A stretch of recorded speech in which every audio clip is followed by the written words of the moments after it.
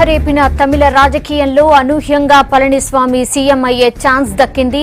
అన్నాడీఎంకేలో సాధారణ నేతగా ఉన్న పళనిస్వామి జయలలిత బతుకున్నంత కాలం ఆమెకు నమ్మిన బంటుగా ఉన్నారు.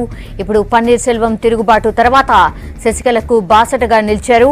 పన్నీర్ సెల్వం కేబినెట్ లో రహదారులు ఓడరేవులు శాఖ మంత్రిగా ఉన్నారు పళనిస్వామి. సేలం జిల్లాలో ఎడపాడి నియోజకవర్గం నుంచి శాసనసభకు ప్రాతినిధ్యం వహిస్తున్నారు. ఎడపాడి నియోజకవర్గం నుంచి పళనిస్వామి 4 సార్లు ఎమ్మెల్యేగా గెలిచారు. 1989లో తొలిసారి ఎమ్మెల్యేగా ఎన్నికయ్యారు. గత 2 అసెంబ్లీ ఎన్నికల్లో వరుసగా విజయం సాధించారు.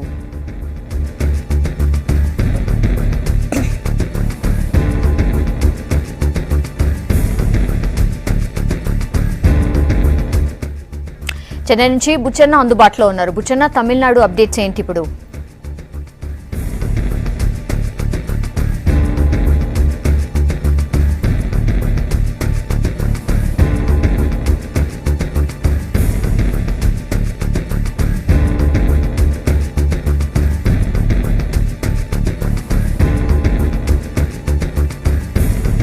ఇన్ని రోజులుగా తమిళనాడు రాజకీయాల్లో కొనసాగుతున్న ఉత్కంఠత దాదాపుగా అయిపోయినట్లే.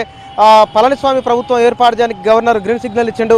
15 రోజుల్లో బల నిరూపణ చేసుకోవాలని కూడా చెప్పిండు. ఇంతకుముందే గవర్నర్తో సమావేశం జరిగింది. ఇక ప్రభుత్వం ఏర్పాటు తర్వాయి మిగిలింది. ఇప్పుడే సమావేశం అయిపోయింది. కొద్దిసేపట్లో దీనికి సంబంధించిన మొత్తం వివరాలు వస్తాయి. గోల్డెన్ బే రిసార్ట్లో కూడా ఆనంద ఉత్సాహాలు వెలువరిస్తున్నాయి. గవర్నర్తో భేటీ అయిపోయిన తర్వాత వెనువెంటనే బయటికి వచ్చి ఏఐడిఎంకే శశికళ వర్గానికి సంబంధించిన వాళ్ళు ఉత్సవాలు జరుపుకుంటున్నారు. విక్టరీ సింబల్ చూపిస్తూ వెళ్ళిపోతున్నారు. ప్రస్తుతం అక్కడ ఆ దృశ్యాలు మనం చూస్తున్నాం. ఏఐడిఎంకే నాయకులు, శశికళ వర్గానికి సంబంధించిన నాయకులు ఇక్కడ ర్యాలీగా వస్తున్నారు. వాళ్ళు గవర్నర్తో భేటీ తర్వాత నాయకులంతా బయటకు వచ్చారు. వాళ్ళు నిన్న కలిసినారు, ఇవాళ దగ్గర 40 నిమిషాల పాటు సమావేశం జరిగింది. సమావేశం తర్వాత ఇక్కడికి వస్తున్నారు. బల నిరూపణ చేసుకోవాల్సింది ఒకటే మిగిలిపోయింది. ఆ తర్వాత ప్రభుత్వ ఏర్పాటు జరగబోతున్నది. ఎవరు మంత్రులుగా ఉండాలి, ఎవరే శాఖలు తీసుకోవాలన్న దానిపైన కూడా అక్కడ సమావేశాలు జరుగుతున్నాయి. గోల్డెన్ బే రిసార్ట్ సెంట్రిక్ గా ఏర్పాటు కాబోతున్నది. దీనికి సంబంధించి గుర్తులు చూపిస్తున్నారు. గవర్నర్ కార్యాలయం బయట, గవర్నర్ నివాసం బయట ఉన్న దృశ్యాలు మనం చూస్తున్నాం. ప్రభుత్వ ఏర్పాటుకు సంబంధించిన అంశాలపైన దాదాపు క్లారిటీ వచ్చేసినట్లే. ఇక్కడ మనం దీని మొత్తం వ్యవహారం చూస్తే కనుక సార్ ఇక్కడ వాళ్ళు బయటకు వచ్చిన తర్వాత ఏమేమి మాట్లాడింది? ఏమంటే సాయంత్రం ప్రమాణ స్వీకారానికి ఇన్వైట్ చేశారని చెప్పారు. కరెక్ట్ టైం చెప్పలేదు. 15 రోజులుగా అంటే గవర్నర్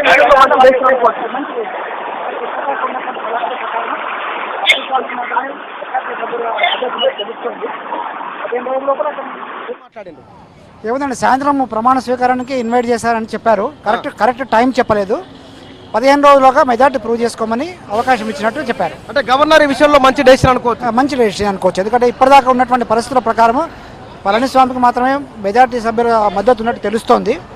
15 రోజుల లోపల అతను పూర్తి మెజార్టీని అసెంబ్లీలో ప్రూవ్ చేసుకోగలిగితే ముఖ్యమంత్రిగా కొనసాగే అవకాశం ఉంటుంది. లేకపోతే అప్పుడు మళ్ళీ అనిశ్చితికి తెరదీయాల్సి ఉంటుంది. ఇప్పుడు శశికళ వర్గం ఏమంటుంది? 4:30 ప్రమాణ స్వీకారం అట్లా అన్నారు. శశికళ వర్గం చాలా జుబిలెంట్ మూడ్లో ఉంది. ఇప్పుడు మీరు చూస్తున్నారు, అక్కడ శశికళ వర్గం చెందిన కార్యకర్తలు, తర్వాత ఎమ్మెల్యేలు వాళ్ళంతా పెద్ద ఎత్తున నినాదాలు చేస్తున్నారు. ఓపీఎస్ డౌన్ అంటున్నారు. డిఎంకేతో కుమ్మక్కై ఏఐడిఎంకేని చీల్చే ప్రయత్నం చేశారు. 15 రోజుల బల నిరూపణ 15 రోజుల బల నిరూపణ చేసుకుంటే పళనిస్వామి ప్రభుత్వం కంటిన్యూ అయ్యే అవకాశం ఉంటుంది. ఉత్కంఠ తొలగిపోయినట్టే. తాత్కాలికంగా తొలగిపోయినట్టే. నేరుగా మంత్రివర్గం సాయంత్రం ఎన్ని గంటలకు ఇంకా కరెక్ట్గా తెలియదు. బట్ సాయంత్రం కల్లా ప్రమాణ స్వీకారం చేస్తే ఒక సుస్థిర ప్రభుత్వం ఏర్పడుతుంది. కనీసం 15 రోజుల తర్వాత ఈ లోపల ఆల్రెడీ అతనికి sufficient number of MLA support ఉన్నది. 124 మంది ఎమ్మెల్యే సపోర్ట్ ఉన్నట్టుంది. అసెంబ్లీలో అది ప్రూవ్ చేసుకోగలిగితే ఈ ప్రభుత్వం 4 ఏళ్ల పాటు కొనసాగే. 15 రోజుల వ్యవధి లోపల ఎమ్మెల్యేలు జంప్ చేస్తే ఇంకా జంప్ చేయడానికి అవకాశం ఉంటుంది. ఎందుకంటే ముఖ్యమంత్రిగా పళనిస్వామి ప్రమాణం స్వీకారం చేస్తే పవర్ ఎక్కడ ఉంటే ఎమ్మెల్యేలందరూ అక్కడ ఉండే అవకాశం ఉంటుంది. అల్టిమేట్గా అదే జరుగుతుంది. పన్నీర్ సెల్వం నుంచి ఇంకా ఒక విషయం చెప్పాలంటే పన్నీర్ సెల్వం క్యాంపులో ఉన్న వాళ్ళే ఇటువైపు వచ్చే అవకాశం కూడా ఉంటుంది. అయితే మొత్తానికి ఇక్కడ పరిణామాలు చూస్తే కనుక రాజ్భవన్ బయట మనం చూస్తున్నాం. వాళ్ళు బయటకు వచ్చిన తర్వాత సేమ్ నిన్నట్లాగానే అమ్మకు సంబంధించిన బొమ్మలు, కార్డులన్నీ చూపిస్తున్నారు. ఆనందోత్సవాలు వాళ్ళు జరుపుకుంటున్నారు. ప్రభుత్వ ఏర్పాటుకు సంబంధించి దాదాపుగా క్లియర్ అయిపోయింది. ప్రభుత్వం ఏర్పాటు చేయబోతున్నారు. అమ్మ తర్వాతగా ఈ సంక్షోభంతో బయటపడే ఒక సుస్థిరమైన ప్రభుత్వం రాబోతున్నది. తమిళనాడు రాబోతున్నది. పళనిస్వామి ముఖ్యమంత్రి అయిపోయినట్లే. ఇక్కడ ఏఐడిఎంకే వీళ్ళకి సంబంధించిన నాయకులు కొంతమంది ఉన్నారు. వారితో కూడా మనం మాట్లాడదాం. ఏమంటారు ఏందనేది కూడా. అన్నా సొలింగే தர்மம் வென்றது, துரோகம் தோல்வியுற்றது, புரட்சி தலைவி அம்மாவுடைய ஆட்சி மீண்டும் மலர்ந்தது. ஏன்னா ఎప్పుడు గవర్నమెంట్ ఏర్పాటు చేయమని చెప్పండి. கவர்மெண்ட் வந்து 15 நாள்ல நிர்வகிக்கணும்னு சொல்லியிருக்காரு. ஆமா, மெஜாரிட்டி உறுப்பினர்கள் 125 பேர் புரட்சி தலைவி பக்கம், சின்னம்மா பக்கம் இருக்கிறார்கள். எடப்பாடி பழனிசாமி அவர்கள், மாண்புமிகு எடப்பாடி பழனிசாமி அவர்கள் முதல்வராக ஆக போகிறார். நிச்சயமாக நாங்கள் மெஜாரிட்டியை நிரூபிப்போம். ఎంతమంది ఎమ్మెల్యేలు మీ దగ్గర ఉన్నారు? ఇంకా 125 எம்எல்ஏ சின்னம்மா பக்கம் இருக்கிறாங்க. எடப்பாடி பழனிசாமி தலைமையை ప్రమాణ స్వీకారం ఎప్పుడు ఉంటుంది? ఇవాళ రేపా? 15 நாளுக்குள்ள. ஆமா, அதுக்குள்ள நாங்க மெஜாரிட்டியை நிச்சயமாக நிரூபிப்போம். ஃபியூச்சர் பிளான் என்ன? கவர்னர் சொல்றதை நாங்க ஏத்துக்கிட்டோம். நிச்சயம் அதை வந்து நாங்க நிரூபிச்சு காப்போம். சட்டசபையில நாங்க பெரும்பான்மையை நிரூபித்து காண்போம். మీ పేరు? టిఎన్ భాస్కర్, మన్నార్గుడి. శశికళ ఊరు మన్నార్గుడి నుంచి వచ్చింది. మన్నార్గుడి. కానీ so many people saying Mannargudi mafia mafia. எல்லாரும் மன்னார்குடி. వీళ్ళంతా కూడా మన్నార్గుడి నుంచి వచ్చిన వాళ్ళు. கல்யாணம் பண்ணி வச்சாங்க. அம்மா தான் எனக்கு కళ్యాణం பண்ணி వచ్చాங்க. అమ్మా వీళ్ళంతా కూడా శశికళ సొంత గ్రామానికి సంబంధించిన వాళ్ళు. దాదాపుగా 15 రోజుల్లో ప్రభుత్వ ఏర్పాటుకు ప్రభుత్వం ఇక్కడ జరగబోతున్నది. బల నిరూపణ కూడా చేసుకుంటే కనుక ఇక దాదాపుగా ఈ సమస్య మొత్తం తొలగిపోయినట్లే.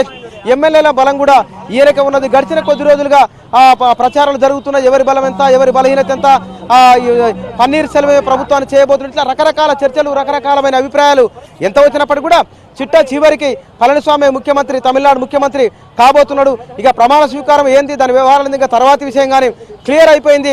సంక్షోభం, అనిశ్చితి తొలగిపోయింది. గవర్నర్తో భేటీ తర్వాత దాదాపుగా ఇదంతా మొత్తం ఇన్నాళ్ళుగా జరిగిన చర్చోపచర్చలు అన్నిటి కూడా పులి స్టాప్ పడినట్లే.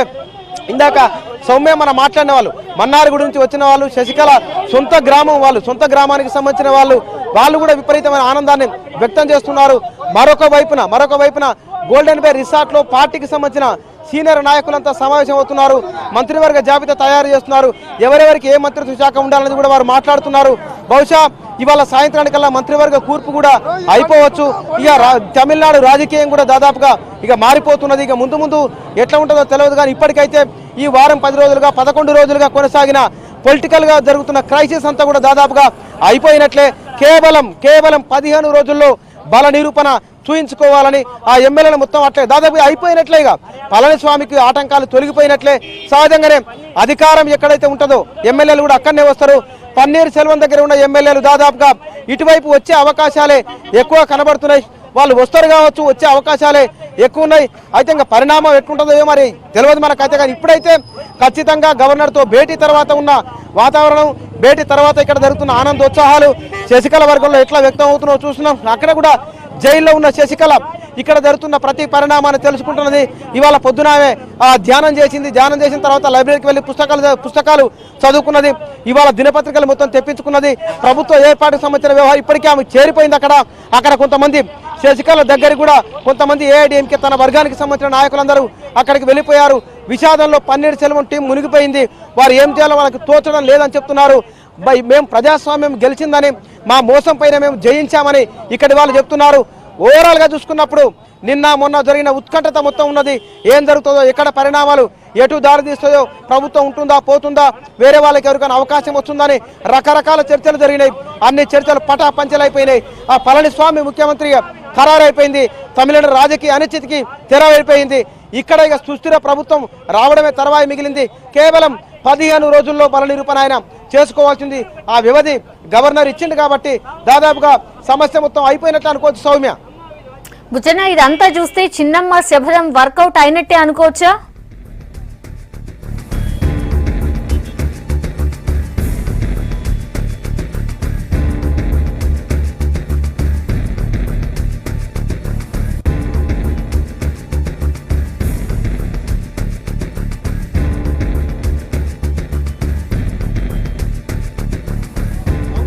మళ్ళీ ప్రస్తుతం నాకు ఇన్నిపల్లె ఇదంతా మొత్తం చూస్తే చిన్నమ్మ శబదం వర్కౌట్ అయినట్టే అనుకోవచ్చా కంప్లీట్ గా ఈ ఎపిసోడ్ అంతా చూసిన తర్వాత?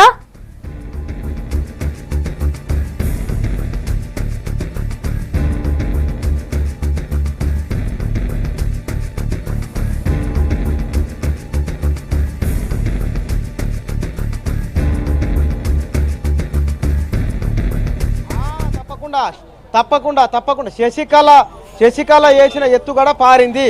శశికళ ఇక్కడ వాస్తవానికి పళనిస్వామి ముఖ్యమంత్రి అయినట్లు కాదు, శశికళ అయినట్లు. ఇక్కడ విజయం సాధించింది పళనిస్వామి టీం కాదు, శశికళ సాధించినట్లు. ఆమె జైలుకు వెళ్లే ముందు ఆ అమ్మ సమాధి పైన శపథం చేసిపోయింది ఆమె. అంటే ఎంత పకడ్బందీగా ఆమె ప్లాన్ వేసుకుంటే, ఎంత పకడ్బందీగా స్కెచ్ చేసి వర్కౌట్ అయిందో అర్థం చేసుకోవచ్చు. ఆవిడ చాలా టెక్నికల్గా వ్యవహరించింది. ఇక్కడ ఎమ్మెల్యేలు ఎవరు కూడా రిసార్ట్ దాటి బయటికి పోకుండా చేసుకున్నది. అది కూడా ఆ గోల్డెన్ బే రిసార్ట్ కూడా వాళ్ళ అనుయాయులకు సంబంధించిందే. అది ప్రైవేట్ వారి పేరు మీద ఉన్న రిసార్ట్ అది. అందుకోసమని అక్కడి నుంచి ఎవరు కూడా బయటికి వెళ్ళలేదు. మానవుడు లోపలికి వెళ్ళలేదు, లోపల ఉన్న పురుగు బయటికి రాలేదు. అంత పకడ్బందీగా ఏర్పాట్లు చేసింది. ఇక్కడ పన్నీర్ సెల్వం తిరుగుబాటు జెండా ఎగరేసిన వెంటనే ఎమ్మెల్యేలను బస్సు ద్వారా అక్కడ తీసుకొని పోయింది. 124 మంది ఎమ్మెల్యేలు ఉన్నారని మన్నారగుడికి సంబంధించిన వాళ్ళు, శశికళ సొంత గ్రామానికి సంబంధించిన వాళ్ళు ఇందాక మనతో మాట్లాడుతూ వాళ్ళు అన్నమాట అది.